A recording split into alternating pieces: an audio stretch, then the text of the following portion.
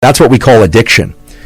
When somebody pursues a drug or an activity that leads to huge increases in dopamine, with drug addiction, alcohol addiction, and behavioral addictions, such as gambling and sex addiction, as well as other types of addiction. Learned that there are a huge range of behaviors and substances to which people can become addicted to. I know people in my life that are still talking about this one relationship, this one person that was just so great despite all the challenges of that thing, that it's almost like they're addicted to the narrative. Yeah. It could be to any number of things: video games, sex, gambling, a person, a narrative. That there's a common path to the treatment and recovery from essentially all addictions. One person is triggered by social interactions, another person is triggered by spiders, but the underlying response is identical. There may be some nuance, but that they're sort of a core set of processes. Nature did not evolve 20 different mechanisms for 20 different types of addiction. It doesn't really matter if it's gambling or video games or sex or a narrative about a previous lover or partner or whatever. It's the same addictive process underneath that.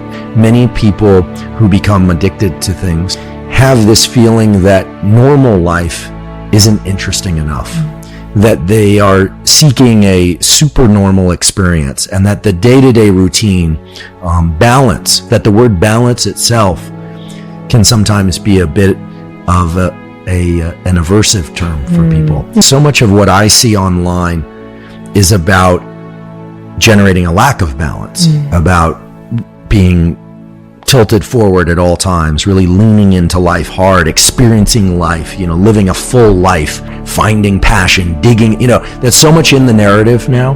That all speaks to the kind of generalizability of our brain circuitry.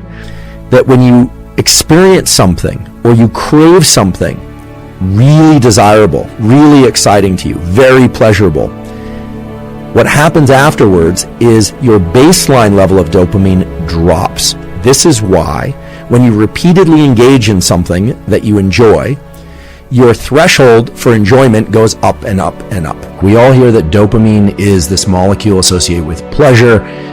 I think the term dopamine hits, like I'm getting a dopamine hit from this, from Instagram or from likes or from praise or from whatever, is now commonly heard. But actually, there's no such thing as a dopamine hit. And actually, the way that your body uses dopamine is to have a baseline level of dopamine, meaning an amount of dopamine that's circulating in your brain and body all the time. And that turns out to be important for how you feel generally. And you might think, a big peak in dopamine, after that, I'm going to feel even better because I just had this great event.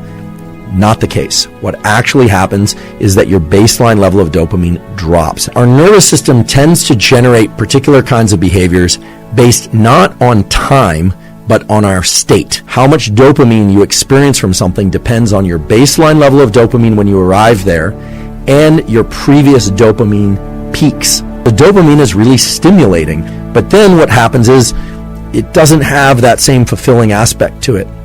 And it tends to remove the excitement and the pleasure of the very activities that we are engaged in. We are incredibly habitual organisms. Unless we intervene in our habits, they tend to carry out the same way that they always have once they've formed. Habits are things that our nervous system learned, but not always consciously. Sometimes we develop habits that we're not even aware of until they become a problem. In fact, it's estimated that up to 70% of our waking behavior is made up of habitual behavior. We are very habitual. And we tend to do things more or less over and over in the same way unless we intervene in ourselves. That's just the way that we are wired. Now, in order to break synapses or to break apart neural connections that are serving a habit that you don't want to engage in, we need to engage the process called long-term depression.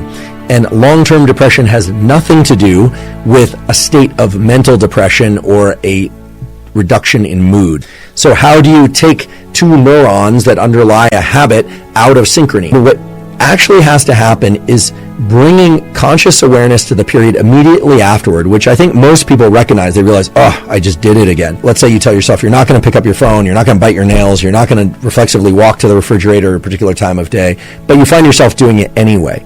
And in that moment, capture the sequence of events, not that led to the bad habit execution, but actually to take advantage of the fact that the neurons that were responsible for generating that bad habit were active a moment ago, and to actually engage in a replacement behavior immediately afterward.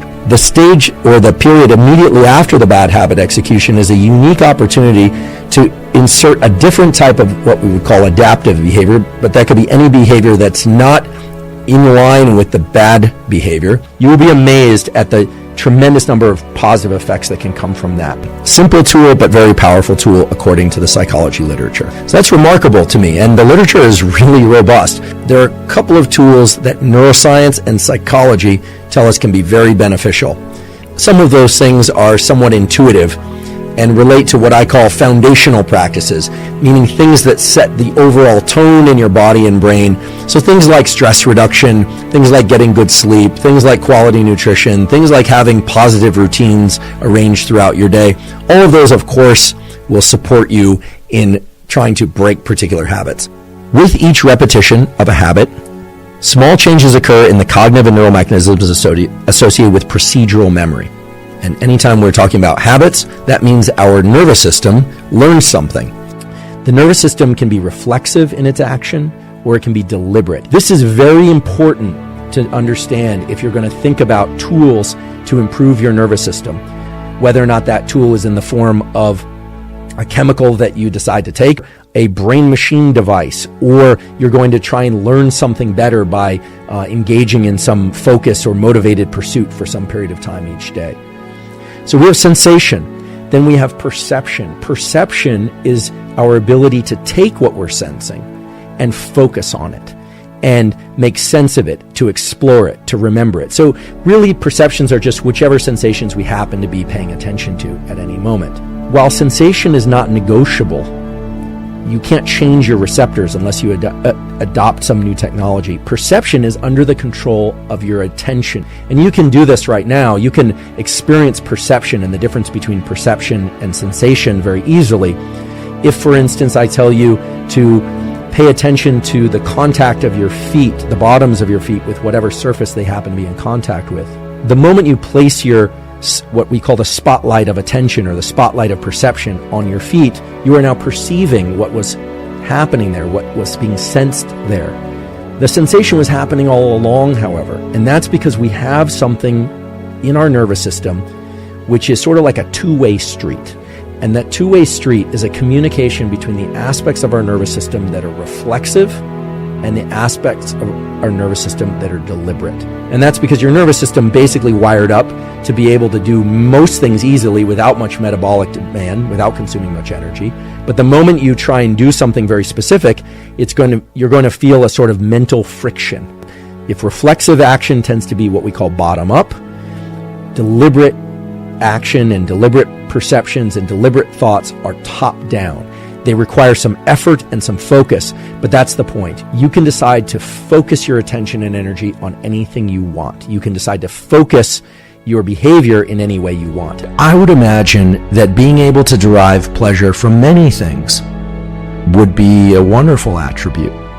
We know people like this, that can experience pleasure in little things and in big events. Addiction is a progressive narrowing of the things that bring you pleasure. Enlightenment is a progressive expansion of the things that bring you pleasure.